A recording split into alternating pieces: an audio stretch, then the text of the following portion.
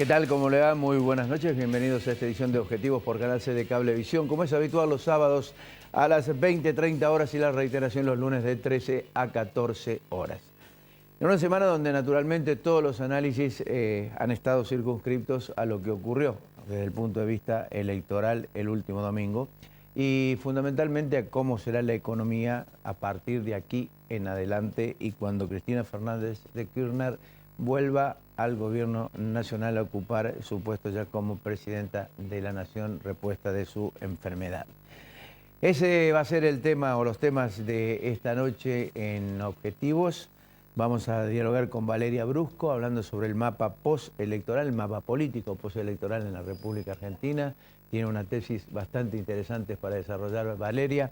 Y vamos a hablar sobre el tránsito de la economía hacia 2015 con Gastón Utrera. Naturalmente, comenzamos el programa con el análisis de Alfredo Blanco sobre lo ocurrido en la economía durante esta semana. Auspicios cuando regresemos, como decía, Alfredo y su análisis semanal.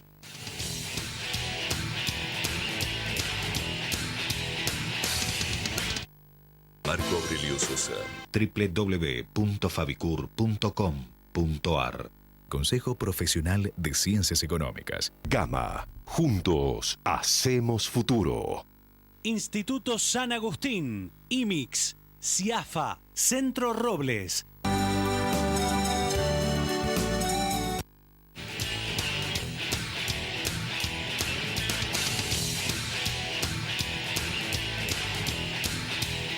La semana económica, ¿qué sucedió? Alfredo Blanco luego de los auspicios.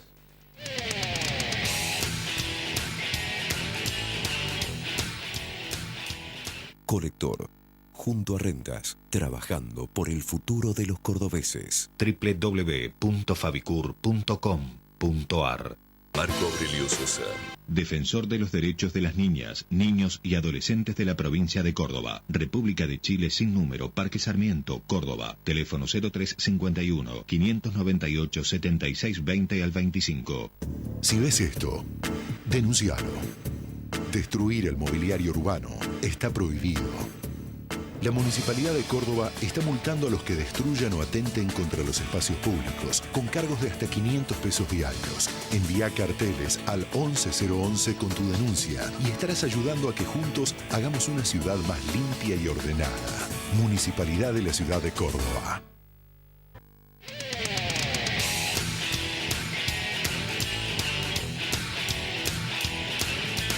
Alfredo, ¿cómo estamos? ¿Qué tal? ¿Cómo estás? Bueno, como decías, esta semana comenzó con muchos comentarios sobre el resultado de las elecciones. Así es.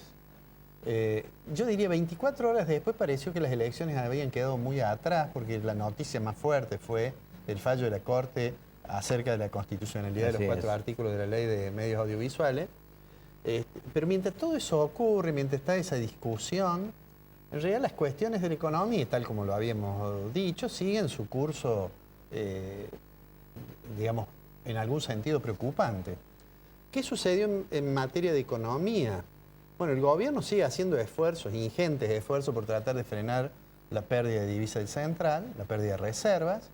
De hecho, ha hecho algunas modificaciones, entre las cuales se cuenta, por ejemplo, haber ampliado la posibilidad de emitir el bono. Del CEDIN ya nadie se acuerda y ahora aparece la posibilidad de este bono de ahorro argentino para el desarrollo económico, ese BADE, lo lleva a 1.000 millones para ver si lo transforma de alguna manera en una fuente de dólares para la situación de las reservas internacionales. Esta fue una semana muy mala, además en materia de reserva. El Central perdió muchas reservas. Perdió reservas internacionales. El mes de octubre cerró perdiendo 1.200 millones. Es decir, estamos en un nivel del orden de las 33.400 millones de dólares, que son el punto más bajo de reservas internacionales que ha tenido la gestión de la presidente Cristina Fernández de Kirchner.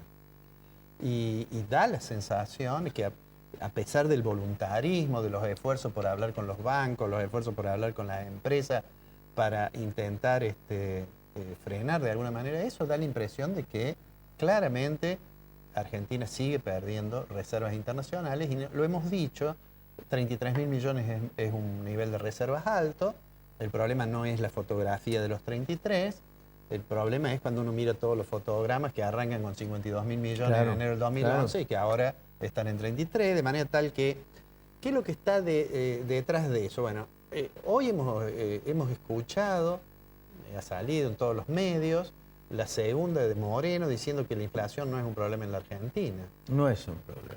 Afortunadamente eso no lo cree el equipo económico. Esta señora hace de eso un acto, así una especie de acto de fe en que las cosas van a andar bien. En realidad lo que está detrás efectivamente es el problema de la inflación. Se ha anunciado que los productos estos que se habían congelado y que se creía que el congelamiento duraba hasta el 31 de octubre van a seguir Así congelados. Con autorización. No, hubo productos con autorización de Moreno. Algunos sí, el incremento de algunos de los productos, pero van a tratar de mantener congelados. Y el gobierno sigue con el discurso de que todos esos 500 productos se encuentran en las góndolas. No hay. No sé si vos los has visto. No hay.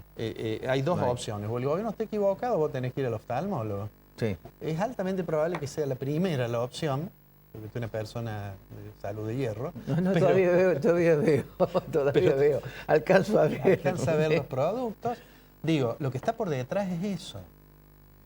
Lo que está por detrás es este desequilibrio macroeconómico que explica tasas de variación del nivel general de precios superiores al 25%. Y da la impresión de que para eso el gobierno no tiene otra receta que la de ir tomando estas medidas para ir... Antes de las elecciones uno decía, bueno, está comprando tiempo hasta las elecciones. Hoy uno podría decir, no tiene resuelto cómo afrontar definitivamente ese problema, ¿no? Otro dato de la semana fue que se anunció el incremento de la recaudación, lo anunció Echegaray, 23%, que es claramente, es interesante porque hay una frase de Pessoa que dice, bueno, este 23% es gracias a que hay un incremento en el nivel de actividad, como si no hubiera inflación en la Argentina. Si uno piensa que la inflación es 25%, en términos reales la recaudación cayó. Cayó, claro. Digo, hay como un panorama, por supuesto que tuvo buenas noticias el gobierno, porque lo de la ley de medios es una buena noticia para el gobierno, e incluso buenas noticias en el terreno económico, porque ha habido la negativa a una presentación de fondos buitre en Estados Unidos, que le viene bien al gobierno, porque querían que se levantara la medida cautelar que existe. Pero si uno mira, digamos, la probable evolución futura, casi esta semana no hubo ninguna buena noticia. Y no lo digo porque el resultado electoral no haya sido suficientemente bueno para el gobierno, eso cada uno hará su evaluación. Claro, naturalmente. Lo digo en términos de las variables económicas, no hay ningún síntoma de que, y da la impresión de que el gobierno debe estar discutiendo internamente qué hacer, pero hasta ahora no ha tomado ninguna decisión. Mira, yo leí el comentario de un periodista económico hoy, específicamente Marcelo Bonen, en Clarín, donde él explicaba de que hay un grupo de empresarios que están bastante preocupados por la pérdida de reservas y por otros problemas económicos en Argentina. Hablé con un empresario que es un empresario de peso, de volumen en cuanto a como esa capacidad organizativa empresarial. Le digo, ¿cuánto de cierto hay lo que dice Bonen en el coso? Mira, bastante, estamos todos preocupados. Todos preocupados porque ya hay una conjunción de diferentes hechos que comienzan a manifestarse y que en apariencia no tienen solución ni tampoco nos dan explicación. Enfermedad de la presidenta, no asume, está vudú, no da confianza, pérdida de reservas, como decías vos recién, mucho en el mes de octubre, dice. No sabemos cuánto en realidad existen de reservas reales y cuántas son ficticias o papelitos. Y después la falta de proyección que nosotros tenemos que hacer con una inflación que 1,8 lo anunció la Inflación Congreso, me dice. Con todos estos antecedentes, para nosotros es muy difícil tomar decisiones. Sí, yo creo que hay una parte de todas esas cosas que forman, digamos, que integran juicios y rumores que lanzan quienes potencialmente piensan que pueden resultar beneficiados de alguna decisión o de alguna, digamos, de acorralar al gobierno en algún sentido, ¿no? Pero creo que hay una parte que es independiente, digamos, que es que hay ciertas cosas que no se pueden evitar, y es que si sigue perdiendo reservas internacionales como lo viene haciendo Argentina, hoy no es un problema, pero en algún momento lo es. Sí, Hoy no se percibe nítidamente, pero en algún momento eso ocurre. Entonces, cuando uno pinta todo el panorama y dice, bueno, en realidad tenemos, el nivel de actividad de la economía claramente ha perdido dinamismo. El mercado de trabajo muestra ciertos síntomas que si no se reflejan en aumentos en la tasa de desempleo abierto, es como consecuencia de que todavía el sector público ha mostrado mucho dinamismo en la creación de empleo, mientras el sector privado ya no lo hace. Hay actividades industriales que están enfrentando problemas en la provisión de insumos como consecuencia de que el gobierno tiene que administrar el comercio, controlar las importaciones por el problema que tiene el sector externo. Bueno, y si a eso uno le suma 25% de inflación, 26% o la que fuera, y bueno, en una economía que tiene mercados imperfectos, que las pujas distributivas son fuertes, y el futuro es digamos, para preocuparse, aunque no sea un muro que esté, digamos, la semana que viene. El gobierno tiene que en algún momento replantear integralmente su diseño de política económica y para eso, creo yo, tiene que modificar quiénes son los responsables de la política económica, porque además no puede ser que haya personas que tienen miradas distintas, porque jamás se van a poner de acuerdo sobre lo que tienen que hacer. Pero hay otro detalle, Alfredo, que no sé si quizás vas a coincidir, después le vamos a preguntar a Gastón Utrera si él coincide en este tema. El dólar turista.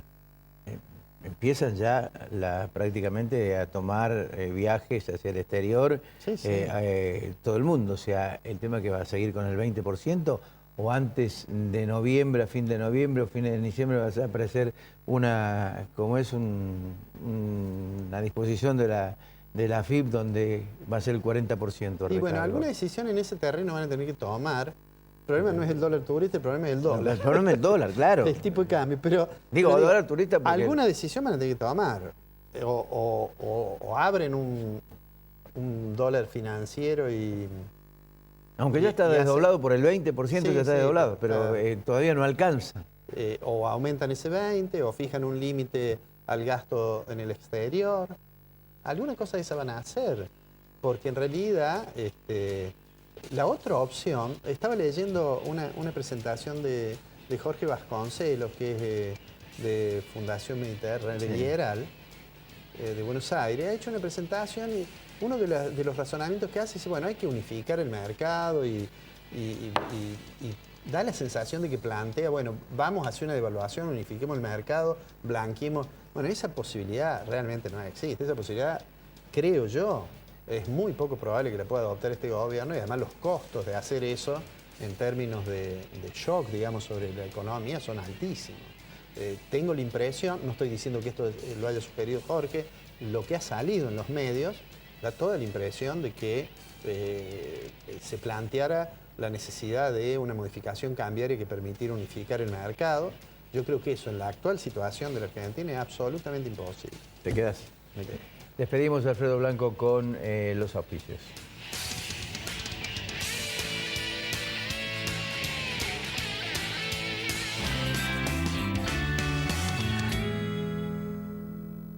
Si usted es contador público, licenciado en Administración o licenciado en Economía y ejerce la profesión de manera independiente o en relación de dependencia, debe matricularse en el Consejo Profesional de Ciencias Económicas. Consulte al teléfono 0800-555-2723. Marco Aurelio Sosa, 53 años liderando en Caños de Acero.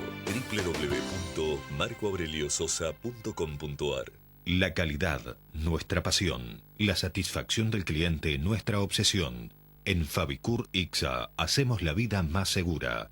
www.fabicur.com.ar. Instituto San Agustín. Atención especializada con sistema de autorización y provisión de medicamentos oncológicos. Confiabilidad y seguridad. Certificación en normas ISO 9001.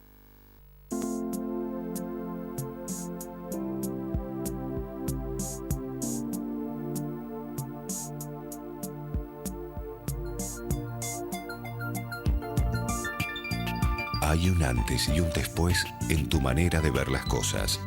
Descubrí tu mirada en High Definition. Novar.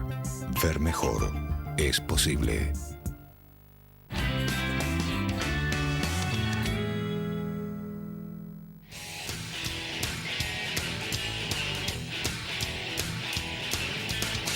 Bien, ¿cuál será el mapa político postelectoral? La licenciada Valeria Busco, que es politóloga, está con nosotros. Valeria, ¿cómo te va? ¿Qué tal?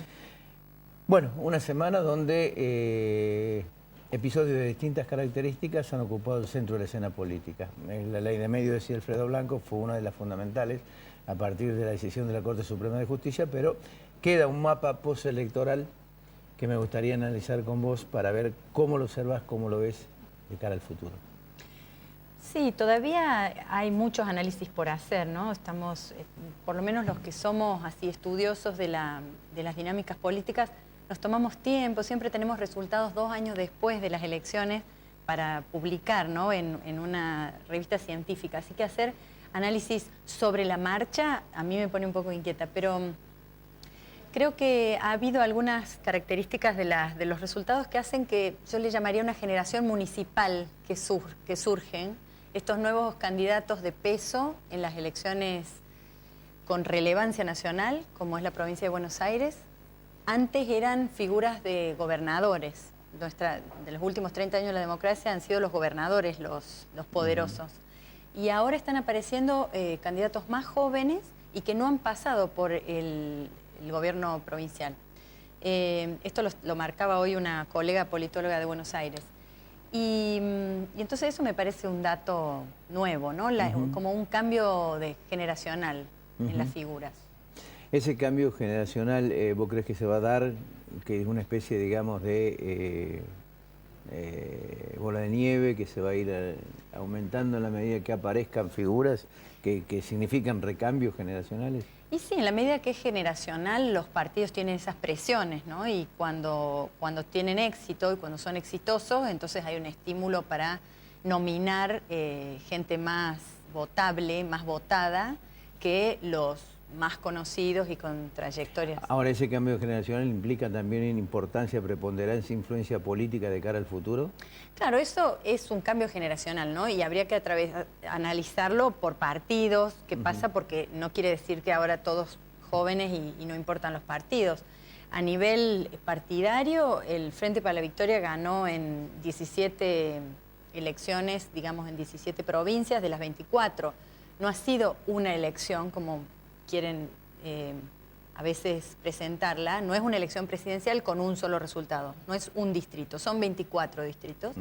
Claro, cada distrito tiene importancia, claro, tiene magnitud diferente, claro. Entonces Buenos Aires se toma como un anticipo porque en Buenos Aires se decide el 40% de los votos para una elección presidencial. Ahora, en esta elección se mantiene el quórum en las 2 cámaras, senadores tiene una mayoría inclusive mejor, así que el gobierno no tendría problemas de gobernabilidad y queda por ver qué va a pasar con la sucesión, que es lo que empieza a correr en estos tiempos, ¿no? Y parecería, ¿qué va a pasar a tu juicio? Y parecería que el 2015 nos va a poner frente a 2 candidatos peronistas, ¿no? Lo que sigue siendo este problema de este partido tan amplio que no define su internamente, sino que la externaliza. Entonces, probablemente tengamos un candidato de este peronismo disidente. Habrá que ver si realmente Massa puede unificar una candidatura nacional, quiénes se suman, si el radicalismo juega con Massa o el radicalismo mantiene candidatos por fuera, y el candidato del peronismo kirchnerista en oposición a este, ¿no? Ahora, a eso quería llegar.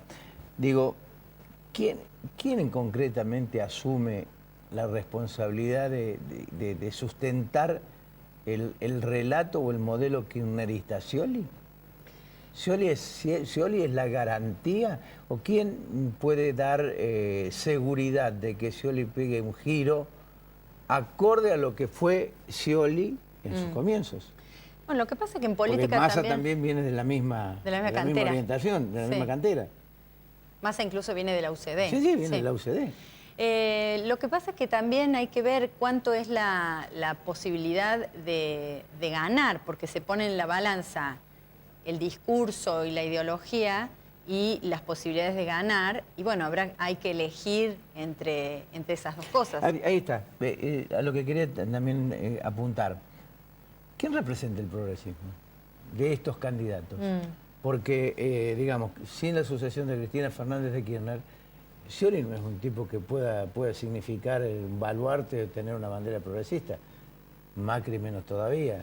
Massa no lo veo. Es más, si me apuras te digo que es un tierno todavía dentro de la política.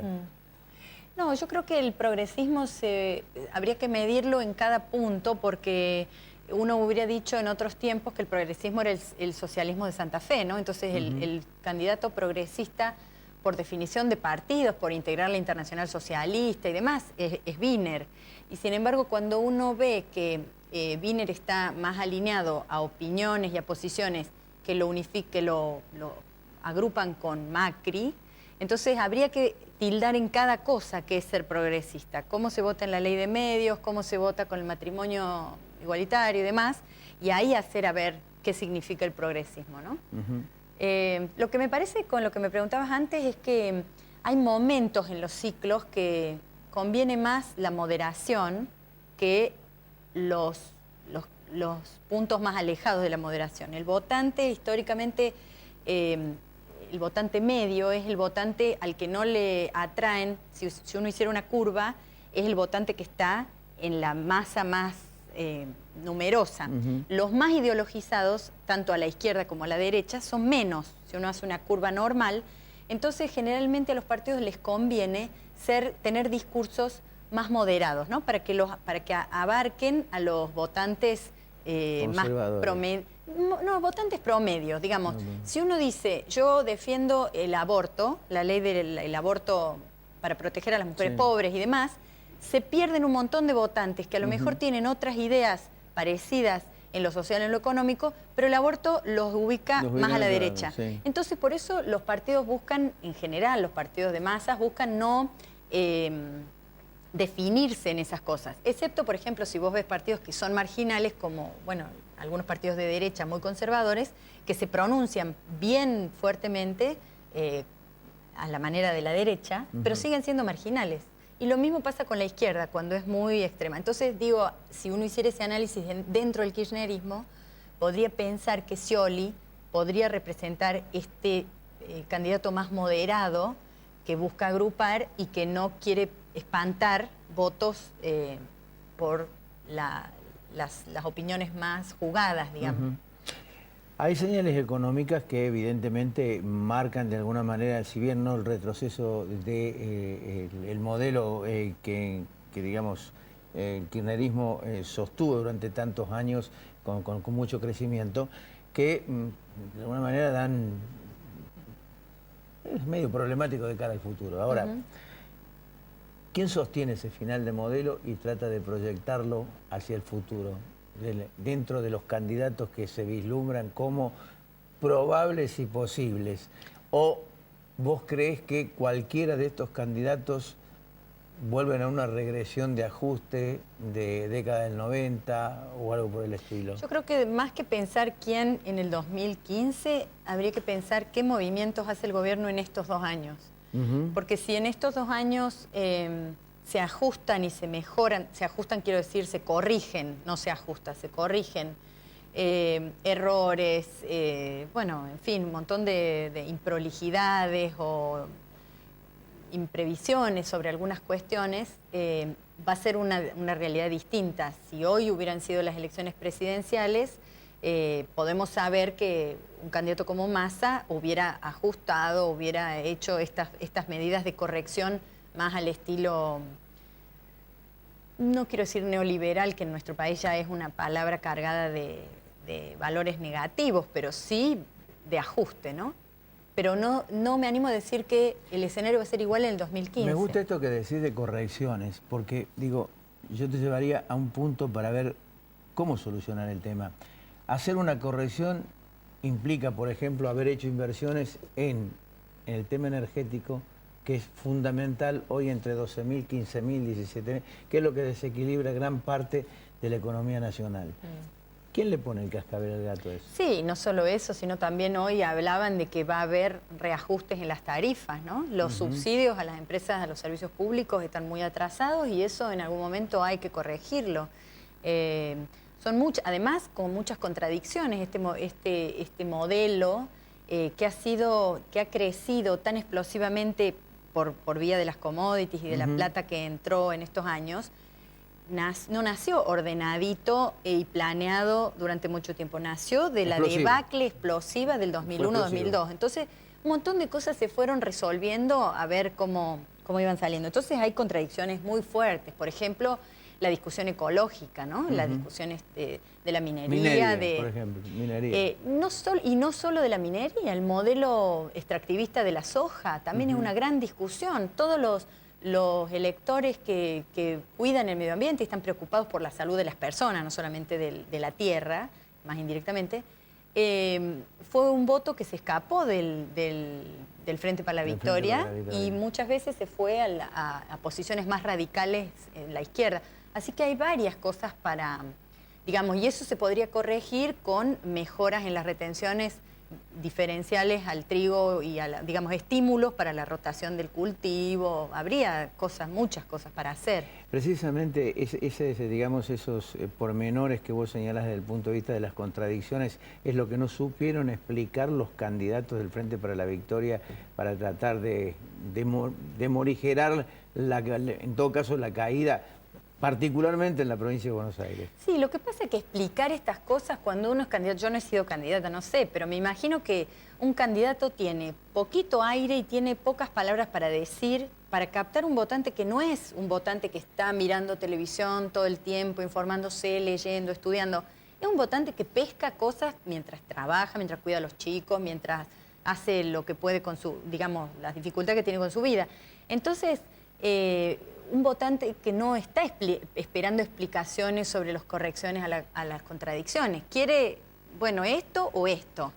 Entonces es más difícil. Y además con unos medios de comunicación masivos muy contrarios. Entonces cuando Insaurralde mencionó la discusión sobre la imputabilidad de los menores, sobre llevar, que en realidad no es bajarla, sino es atender ese gran hueco en la legislación que hay. Claro, Clarín tituló rápidamente, quiere bajar la edad de imputabilidad. Entonces, yo creo que también la ley de medios y la aplicación integral puede cambiar o a lo mejor compensar ese efecto de qué mensaje llega. Ese mensaje de una línea, que no es toda esta discusión sobre las contradicciones, llega gracias a cierta intencionalidad que tienen los medios.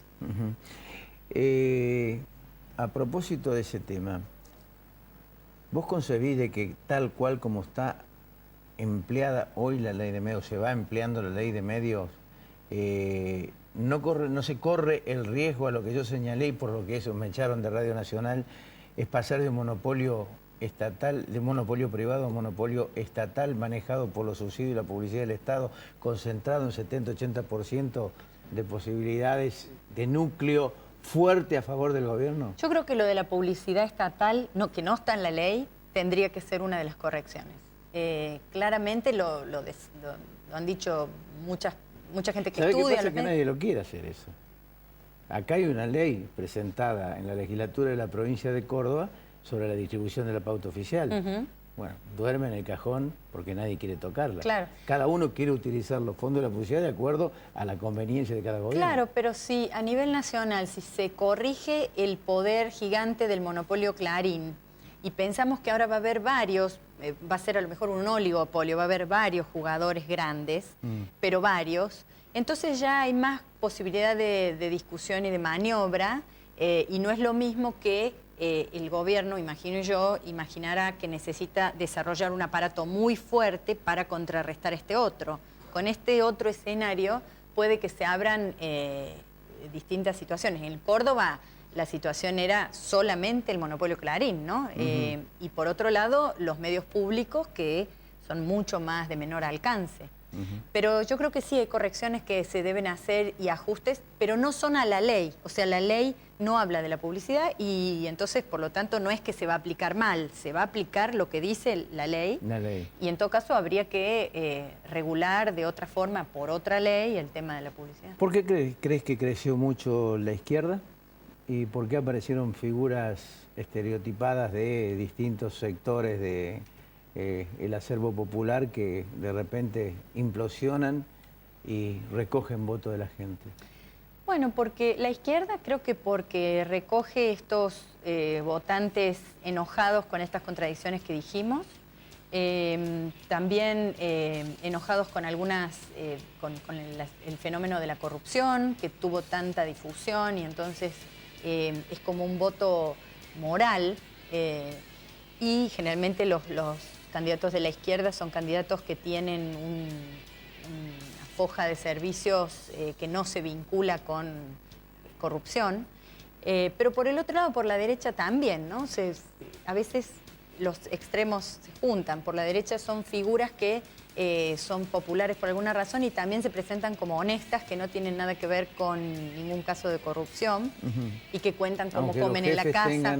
Claro, y después uno dice, bueno, pero no se hace la vinculación con el jefe del partido, que tiene juicios y causas abiertas, pero eso de nuevo es pedir que el votante esté como nosotros todo el tiempo analizando todo. Y eso me parece que es un error, pero no porque el votante sea bruto, sino porque no hay el mismo nivel de interés en todos lados. Valeria, y no tiene por qué haber. ¿Por qué crees que este gobierno no dio la lucha contra la corrupción, siendo que es un elemento sustancial dentro de la sociedad en materia de criterio deontológico a la hora de...? Bueno, pero la corrupción no es solo una cuestión en esta sociedad y es como natural a todos los sistemas. Lo que habría que hacer es mejorar, sí, los sistemas de control y ha habido avances en sistema de transparencia y de control. No me parece que este gobierno no se ocupó de la corrupción. Tal vez habría que hacer un estudio comparando casos de corrupción en otros gobiernos y la difusión y el aparente propalación de esos casos en otros gobiernos. Habría que ver si esta pelea de Clarín con Kirchner y hacer esa división, y si antes Clarín se ocupaba igualmente, Clarín me refiero y todo el grupo monopólico de medios, de difundir tanto y tan insistentemente casos de corrupción. A propósito de eso, era la pelea de Página 12 con Menem y no de Página 12 ahora con el gobierno. Claro, claro. Claro, porque estaba abiertamente... Pero los casos de corrupción sistemáticos y enormes que vivimos en los años de Menem, de empresas enteras vendidas y regaladas, digamos, no se puede pasar por alto. Entonces no podríamos decir este gobierno tuvo grandes problemas de corrupción y antes no. ¿No? Valeria, te agradezco mucho. Bueno, al gracias, contrario, gracias por venir. Ya nos vemos. Cuando regresemos, Gastón Utrera, Alfredo Blanco, Análisis en la Economía. Ya volvemos.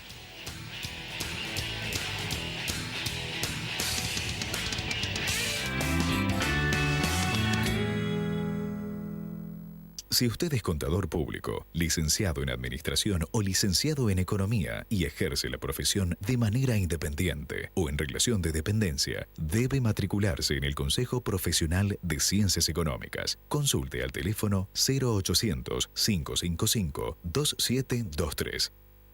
Marco Aurelio Sosa, 53 años liderando en Caños de Acero. www.marcoaureliososa.com.ar. La calidad, nuestra pasión. La satisfacción del cliente, nuestra obsesión. En Fabicur Ixa hacemos la vida más segura. www.fabicur.com.ar. Instituto San Agustín. Atención especializada con sistema de autorización y provisión de medicamentos oncológicos. Confiabilidad y seguridad. Certificación en normas ISO 9001.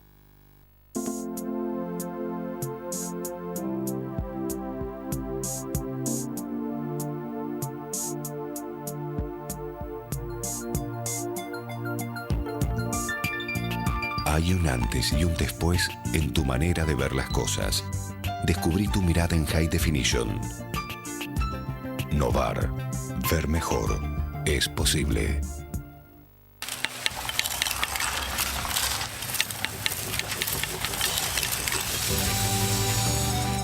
A 31 años de su fundación, esto es Horizonte en Obras. Casi 80 de estas casas por mes son entregadas a sus asociados. Y el promedio elegido es una casa como esta, 59 metros cuadrados, 2 dormitorios, con posibilidad de ampliación e incluso de instalar un emprendimiento pyme. Su costo total 310.000 pesos, cancelable, mediante libre aporte primero y después de tener la casa con mensualidades flexibles de 2.700 pesos, durante solamente 6 años. Lógicamente, existen viviendas más económicas aún, como así también unidades más confortables. Y todo este abanico de posibilidades y facilitamientos es la clave del impacto social de Horizonte en Córdoba. Para 8 de cada 10 cordobeses, Horizonte es casi la única posibilidad de vivienda propia. Entonces, para Horizonte, 31 años bien cumplidos.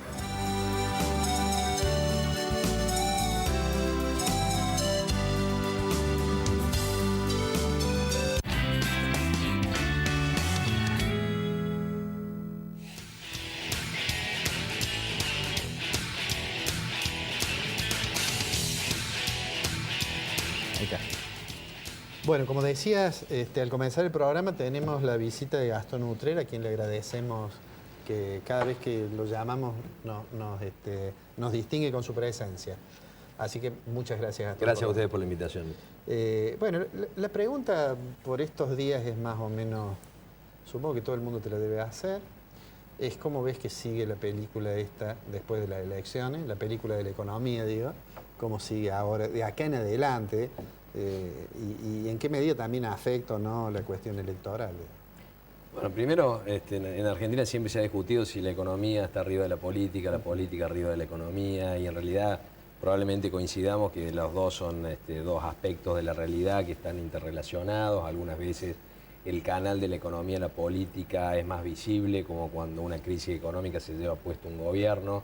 A veces la política claramente influye más sobre la economía, como lo que vimos en Estados Unidos en esta semana, donde casi entra en default el país al que todo el mundo le quiere prestar, simplemente por una cuestión de negociación política entre demócratas y republicanos y la gente del Tea Party. Y creo que ahora en Argentina, evidentemente, la política limita ciertas decisiones políticas, pero creo que claramente la política es la que va a definir los escenarios de acá hasta diciembre de 2015. La semana pasada había rumores de lo que nos podamos imaginar sobre la salud de Cristina y que no volvía, y después del fallo de la Corte Suprema todo el mundo está convencido de que vuelve, y seguramente ninguno de los tres, ni quienes nos están viendo y escuchando, saben realmente qué está ocurriendo. Pero ahí hay un escenario que yo siempre descarté, o por lo menos me pareció poco probable.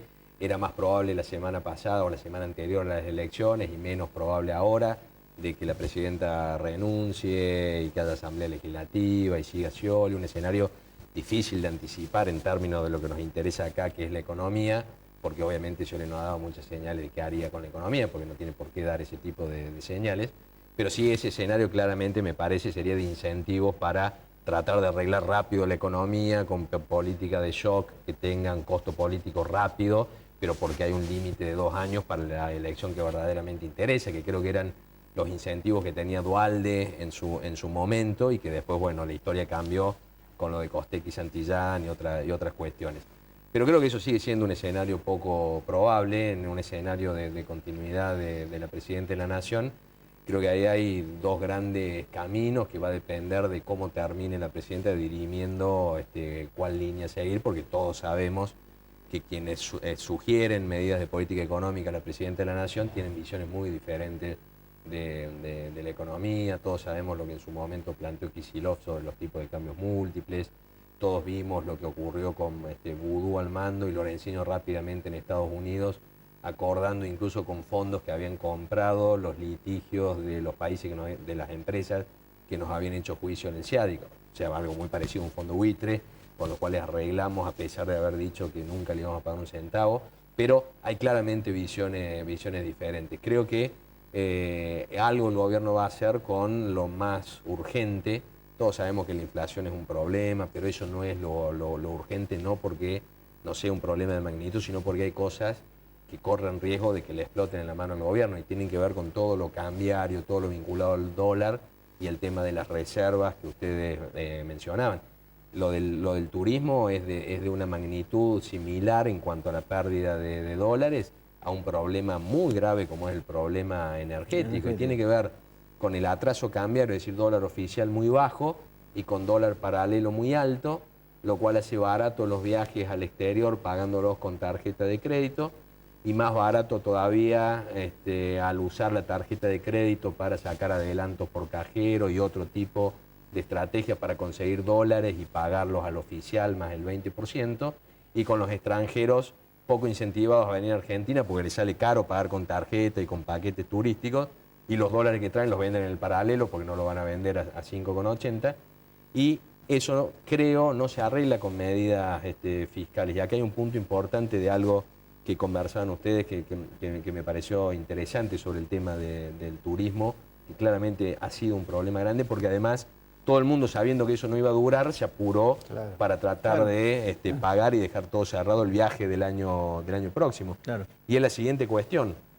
Vos podés encarecer el turismo con el mismo tipo de cambio poniéndole un impuesto del 20%, o no poniéndole un impuesto pero cobrándole un tipo de cambio del 20% más alto. Y terminás logrando exactamente lo mismo con un instrumento tributario y con un instrumento cambiario. El problema es que cuando las dimensiones de lo que tenés que acomodar es muy grande, con el tributario te quedas corto porque tiene límites, con el cambiario no. Por eso el propio Echegaray salió a decir, y miren, no puedo cobrar tampoco una percepción impositiva de cuánto, de 40, 60, de cuánto con impuesto a las ganancias de 35. En cambio el tipo de cambio lo podés poner en cualquier valor. Querés un tipo de cambio turista de 14 y lo podés poner. Por eso creo que es bastante probable el escenario en el cual finalmente terminan decidiendo desdoblar el tipo de cambio, haciendo un cambio financiero y turista más alto. La lógica de hacer eso es que sea bien alto para que alcancen las reservas para que el Banco Central tenga poder de fuego para poder mantenerlo. Por eso en un escenario en el cual el gobierno pone un dólar financiero y turista, tiene que ser un número alto, y con la ventaja de que no es ese el que arrastra los precios, sino que el que arrastra precios internos es el dólar aplicado a las exportaciones y las importaciones, donde si el gobierno entrara en ese terreno, siguiendo lo que en su momento planteó y hoy debe estar defendiendo Kicillof, seguramente también empezaría a jugar con las distintas alternativas de dólar comercial para tratar de darle aire a la industria y a las exportaciones, pegando lo menos posible sobre los precios internos. Léase tipo de cambio más alto para la industria y más bajo para el agro. Ahora, ¿eso no le trae problemas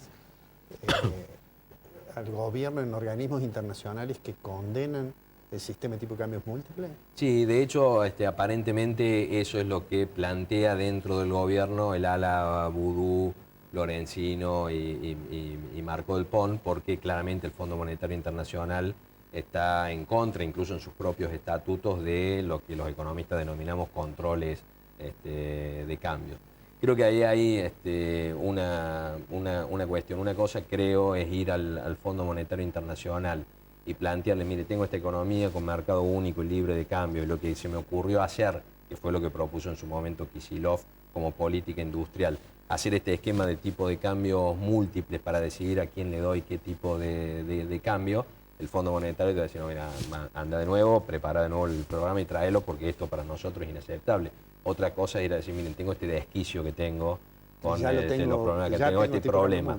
Si vos me pedís que haga mercado único y libre de cambio, no lo puedo hacer sin hacer un desastre. Otra cuestión que también mencionabas, a partir de esa percepción de todo esto se arregla ajustando todo rápido. Creo que sería bastante razonable en un escenario de un acuerdo con el fondo decir, mira, si vamos a llegar a este punto de unificación cambiaria, primero tenemos que ordenar todo esto y podría ser con tipo de cambios múltiples, convergiendo a una unificación que le tendría que hacer el próximo gobierno después de 2015, que además requiere cierta credibilidad y otras cuestiones. De cualquier manera no estoy planteando que es bueno hacer tipo de cambios múltiples ni cosas por el estilo, sino que es bastante razonable que el gobierno esté pensando, porque todo lo que nosotros acá podemos ya decir en contra de los tipos de cambios múltiples, por ejemplo, genera un exceso de discrecionalidad y hasta de arbitrariedad, porque a la persona que dijo, Paolo Roca, te podemos fundir si queremos con el precio de la chapa, esa persona va a estar manejando el esquema de tipo de cambios múltiples. Nosotros podemos decir eso genera arbitrariedad y problemas en la economía, y el gobierno podría decir, bueno, pero eso me encanta. Es decir, si nos ponemos en los zapatos del gobierno es bastante razonable que eso ocurra. Ahora, cualquier medida que se tome, desdoblamiento cambiario, ajustar el dólar progresivamente a diario para tratar de llevarlo a un nivel. Digo, es una solución para hoy. Sí, claro. El tema es, ¿cuál es la solución para adelante cuando se perdió hacia atrás 20.000 millones de reservas? Claro.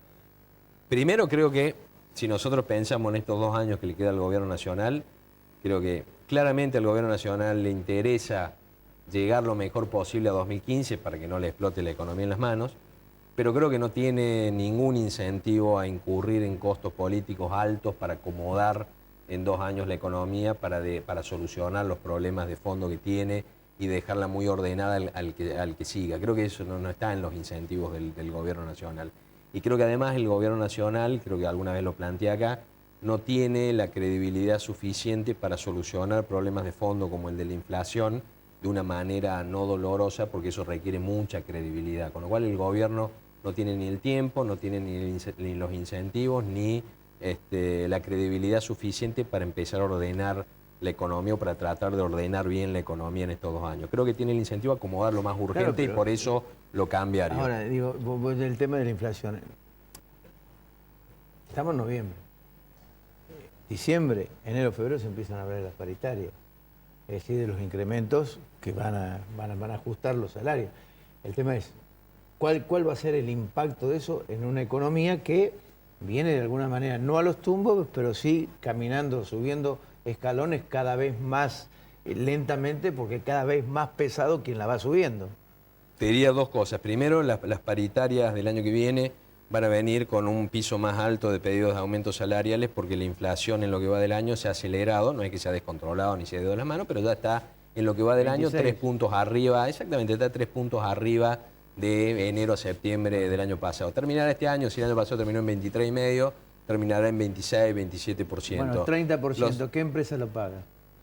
Bueno, lo que pasa es que eso está en línea con la pérdida de competitividad que vamos a seguir teniendo, casi te diría, o no en cualquier escenario. En el escenario de continuidad seguimos con un problema grave de competitividad cambiaria. Claro. En uno de estructura de tipo de cambios múltiples, algo podría mejorar el tipo de cambio para algunos sectores, claro, con el impacto de que vas a tener algo más de inflación, porque la lógica es que vas a tener una estructura de tipo de cambio un poco más alta, y vamos a 2 años donde vamos a tener inflación alta por encima de la que tuvimos en los últimos años.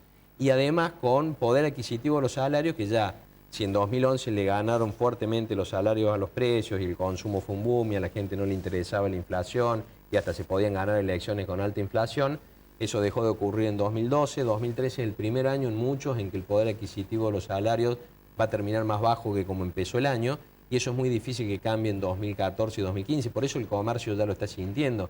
Por eso vos hablas con un comerciante chico, un comerciante tradicional, y te repite casi siempre, o casi en todos los casos, mira, che, hace 2 meses que no veo plata en la calle, hace 2 meses que veo esto frenado. Sí. Nosotros lo podemos racionalizar como, claro, cuando llegaron los aumentos salariales a los bolsillos de los trabajadores, llegaron con 2 o 3 puntos más de inflación y no lograron muchas familias recomponer sus presupuestos familiares, y por eso el consumo cae. Vamos a una economía de bajo crecimiento en 2014 y 2015 seguro, y con inflación un escalón más alto que el actual, especialmente si hay un esquema de tipo de cambios múltiples que sube un poco más el tipo de cambio. Problema con el tipo de cambio, problema con el tema de reservas, problema de competitividad.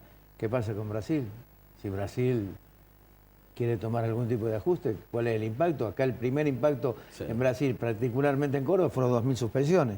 Sí, claro, bueno, Brasil nos viene impactando fuertemente. Parte del impacto de Brasil fue vía tipo de cambio, parte tiene que ver con que viene creciendo poco y sigue sin dar señales de que arranque, pero otra parte tiene que ver con que subió ahí el tipo de cambio cuando la Reserva Federal anunció que en algún momento iba a empezar a revertir la política de tasas bajas. Nos jugó después a favor que la Reserva Federal salió a decir, no, bueno, miren, vamos a esperar a que los números realmente confirmen que la economía está arrancando. Nos juega a favor que hayan seleccionado a la señora Yellen, de presidenta de la Reserva Federal, porque es claramente una economista que seguramente va a esperar más todavía para estar realmente segura que la economía arranca. Y paradójicamente que Estados Unidos haya tenido estas complicaciones presupuestarias y que las va a tener de nuevo hasta enero y febrero, seguramente van a hacer que la Reserva Federal se tome más tiempo para empezar a subir las tasas de interés. Todo eso tiene que ver con lo de Brasil, porque cuando Estados Unidos sube la tasa de interés o hay perspectiva de que suba, salen fondos de los países de la región, entre ellos Brasil, y Brasil, como tiene flotación cambiaria, deja subir el tipo de cambio. Por eso entre principios de mayo y finales de julio el tipo de cambio subió de 2 a 2,50, cuando las señales cambiaron desde Estados Unidos bajó a 2,25, y si Estados Unidos no hiciera lo que creo que va a hacer en los próximos meses, que es esperar para subir las tasas de interés, nos complicaría mucho vía Brasil por suba del tipo de cambio.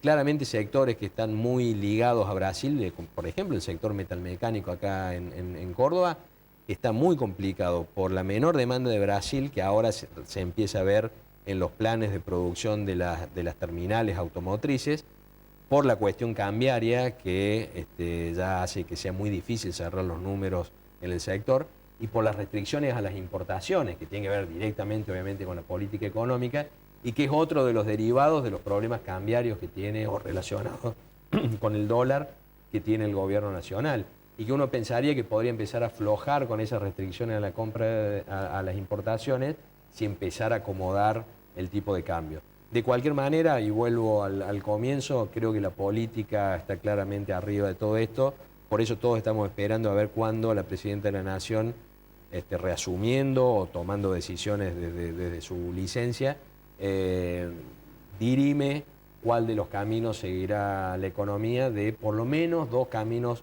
bien diferentes que le están planteando sus funcionarios del área económica. Esa fue también otra de las consecuencias de tomar decisiones de política económica de manera tan centralizada. El presidente está de licencia, no hay una política económica definida que le permita al ministro de Economía continuar tomando decisiones.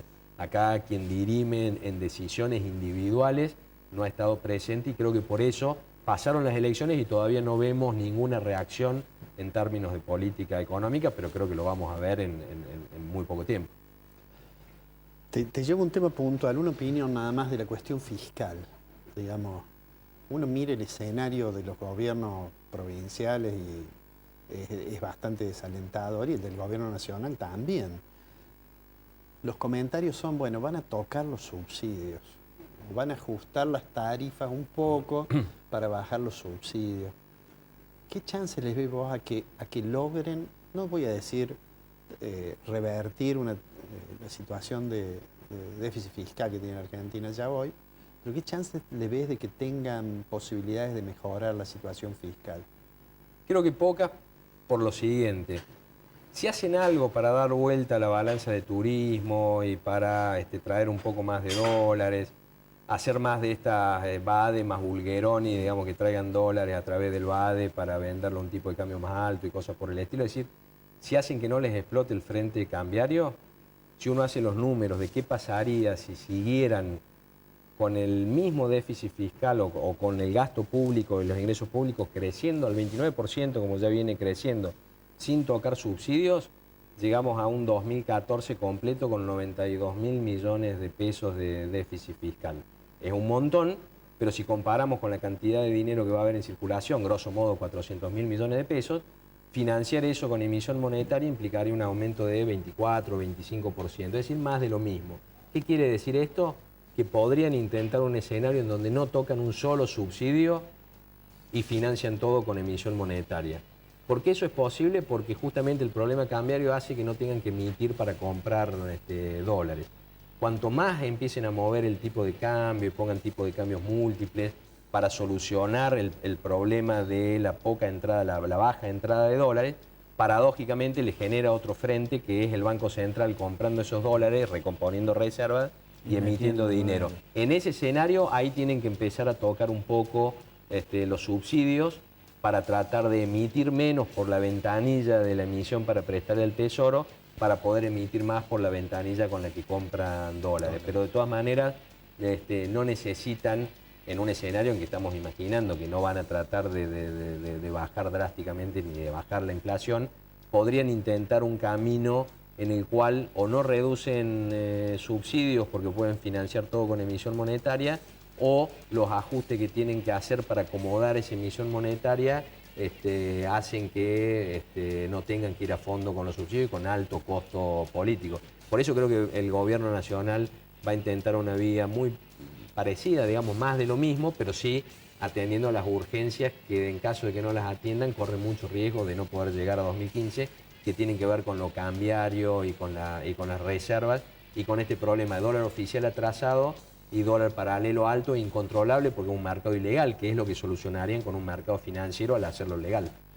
Gastón, gracias. Muchas gracias a por ustedes. venir. Que tengan buen fin de semana. Igualmente. Ya volvemos.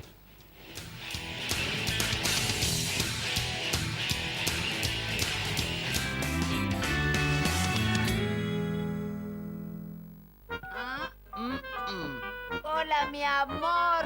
Ay, Susana, no lo puedo creer. Con mi familia estábamos esperando que nos llamaras. Ay, qué suerte. Te quiero decir que ya te podés mudar a Ciudad Gama. Mirá todo lo que van a tener. 16 hectáreas de espacio verde en un barrio privado con seguridad las 24 horas del día. Juegos para los chicos, piletas, asadores, paseos comerciales y balcones con vista a las sierras. Para vivir en Córdoba, elijo Gama. Gama. Juntos hacemos futuro. ¡Qué bárbaro! Es el emprendimiento más grande del interior del país. Centro Robles, un centro integral de diagnóstico cardiológico no invasivo. La Rañaga 94, segundo piso, 0351-460-1400 o 460-1700. Uriel Gacero, fisioterapeuta, kinesiólogo. Reina Hada Peluquería. Hernán Lépez, herrería artística.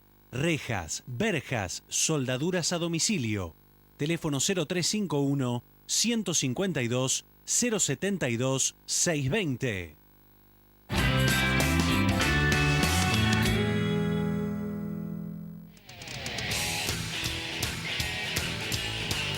No queda más tiempo, simplemente para decir o explicar lo que decía Gastón, es interesante seguirlo de cerca, porque alguna vez Ernesto Rex dijo aquí en nuestro programa, muy difícil que la economía la manejen 5 cabezas pensando al mismo tiempo sin ponerse de acuerdo jamás. Sería bueno de que solamente uno piense y piense con racionalidad. Hasta el próximo sábado.